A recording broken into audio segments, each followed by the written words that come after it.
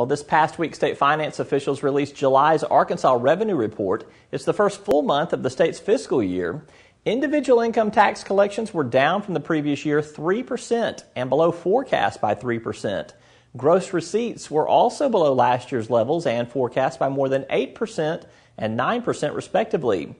Earlier, I caught up with State Senator Gilbert Baker. He's the co-chair of the Joint Budget Committee to discuss this subject and a few other hot potato political issues.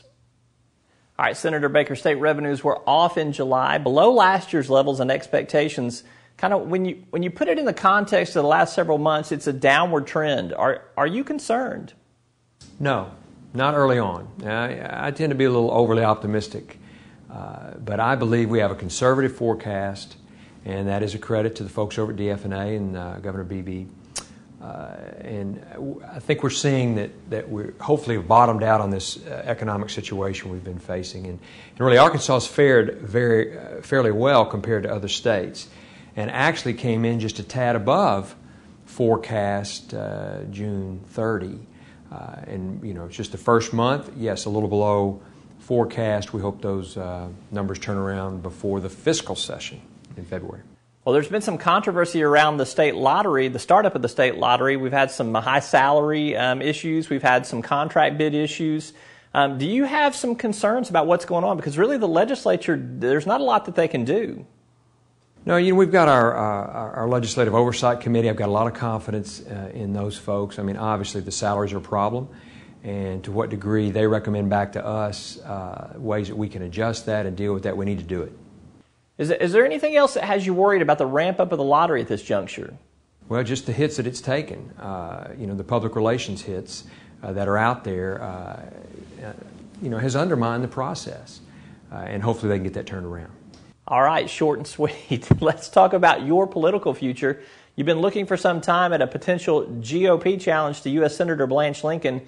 And you told me a couple of weeks ago that you were undecided. Are you still undecided today?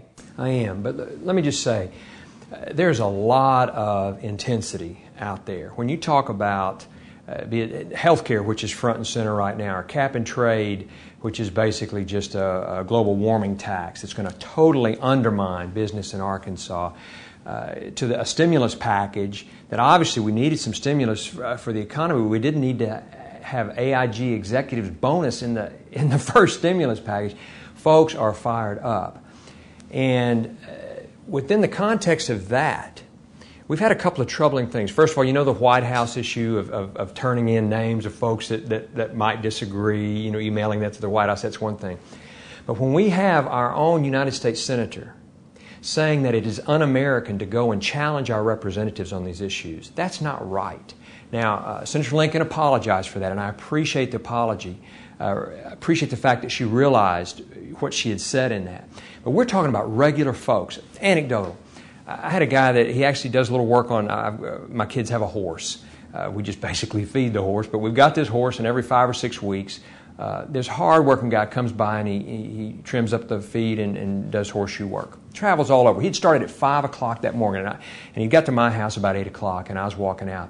And he said, "Are you going down to that health care presentation?" And I said, "No, I don't think I'm going to be able to." Well, he couldn't either because he had work to do. But some folks took off work, went down there, and they challenged Mike Ross. They challenged Vic Snyder relating to a takeover of a national health care system. And then our representative turns around and says that those folks are un-American. That's wrong. That's as American as it gets. It would have been wrong. It was wrong for her to say. It would have been wrong for me to say. If I had referenced somebody that was protesting some conservative issue, that is America, where the individual can have their say. As a result, didn't mean to wander off there, but for a long time I've felt very just passionate that we needed to have an Arkansas voice in D.C. representing Arkansas values. When I say Arkansas values, I'm talking about just values of personal responsibility, values of a work ethic, value of let's get it done here locally kind of stuff. And I think today there are 10 candidates talking about or in the United States Senate race on the Republican side, and that doesn't include me. 10 individuals, and I've encouraged them all. I tried to step back and encourage them all to aggressively articulate a conservative message. Again, a message that just reflects Arkansas values. but also to raise the funding necessary to get that message out. We need that. We know what senators from Connecticut and Massachusetts and New York are going to say. But our senators need to reflect Arkansas values. So I think there's a great opportunity. To this day, I really haven't seen that kind of articulation of the message and to be honest with you, raising the resources necessary to get that message out there. I continue to hope that somebody will do that. And I'm considering that. So fundraising is one of the things that's keeping you from committing. You haven't seen other candidates, the GOP candidates, raise enough money to get a message out there. So therefore, you're still considering the race because of a lack of fundraising prowess. Correct. You know, whether you like it or not, it takes dollars to get out there and get your message out. I mean, you can like it or not, but it is the system we currently have.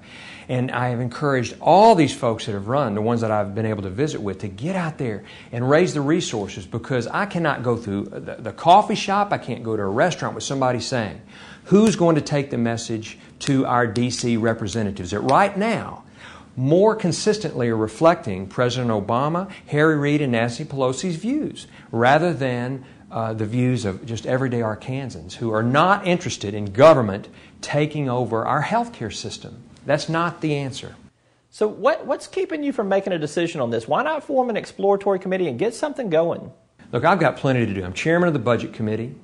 Looking forward to the fiscal session. I've mentioned the fact that I still have children at home that I've got to consider in any decision that I would make. And all along I've hoped that somebody would step up, that somebody would raise the necessary resources to articulate the conservative message, to challenge this kind of Nancy Pelosi, Harry Reid mentality that we just keep getting back here. So I'm just continuing to look at that and again, hope that somebody steps forward, and at the end of the day, I'll make my decision, and I'm considering the race. All right, that's the second time that you've mentioned Nancy Pelosi and Harry Reid. You're referencing Blanche Lincoln and some of her positions.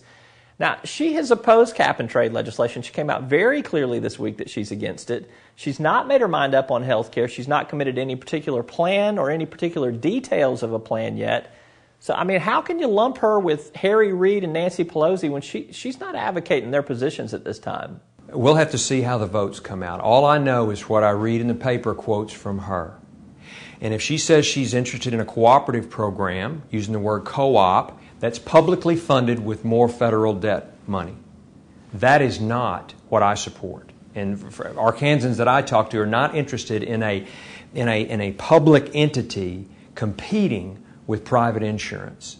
And as far as cap and trade, when that vote comes up in the Senate, I hope that she votes with Arkansas and that she says no to that global warming tax. An issue that we've talked about before on this program, and that is card check. I'm thrilled that Blanche has changed her position from sponsoring card check to now saying that she's opposed to the card check aspect of the Employee Free Choice Act. But from binding arbitration, there's some other issues relating to that, and we'll have to see. I believe we need a senator that is not a swing vote on cap and trade, that is not a swing vote on nationalized health care, that is not a swing vote on the Employee Free Choice Act, and is not a vote for a stimulus package that includes AIG bonus money. Well, I'm not sure if I'm running for U.S. Senate, State Senator Gilbert Baker. So what do you think? Is he running? He sounds like he is to me, but we shall see.